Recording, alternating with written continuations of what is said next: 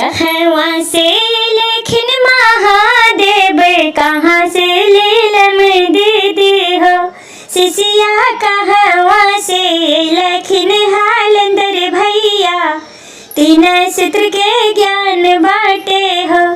शिशिया कहवा से लेखिन हालंदर भैया, तीन सूत्र के ज्ञान बाटे हो।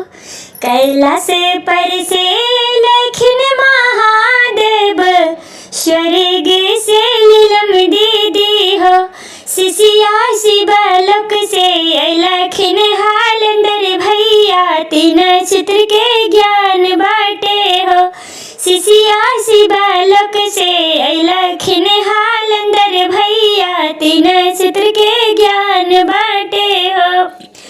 कहवा बैठैबे महादेव, कहवा लीलम दीदी हो। शिशिया कहवा बैठैबे हालंदर भैया, तीन सूत्र के ज्ञान देथिन हो। शिशिया कहवा बैठैबे हालंदर भैया, तीन सूत्र के ज्ञान देथिन हो। आसनी बैठैबे महादेव, संग में लीलम दीदी हो। शिशिया संग ही बैठैबे हालंदर भैया के, तीन सूत्र के ज्ञान देथिन हो।